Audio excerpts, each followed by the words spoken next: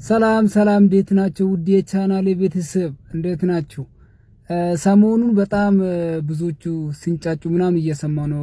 ክርስቲያኖ ሮናልዶ ዋንጫውን በላ ምናምን እያሉ የሜሲን ስም እየጠሩ ምናምን ስተቹ ነበር እና በጣም እንትን አለኝ። ትንሽ ቆየው ይሄንን ቪዲዮ ለመስራት ትንሽ ስለቆየው ይቅርታ። እና ምን ለማለት ነው የመጣሁት፣ ምንድነው ከሜሲ ጋር ምን ያገናኛል?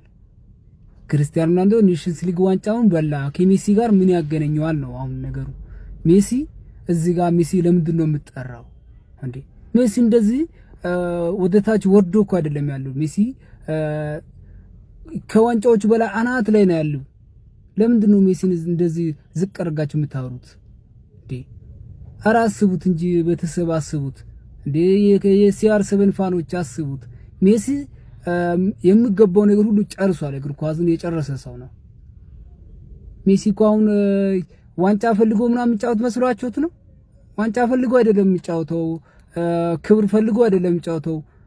ፍራሞን ስለፈረመ ያንን ፍራሞን ለመጨረስ ነው እና ፋኖችን ለማስደሰት ነው። ስለዚህ ቤተሰብ እንተሳሰበ።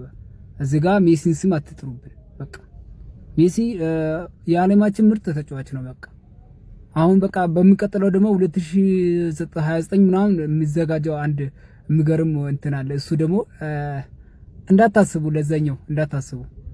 ፊፋ አውቆ ነው ለዚህ ምን ልስጥ ምንድነው የሚገባው ብሎ የሚገባው ሁሉም ስላሸነፈ ምን ይገባዋል ብሎ አስቦ ነው ለዚህ ለጀግና ሰውዬ ያዘጋጀው። እና ፋኖች ፕሊስ ተረጋጉ።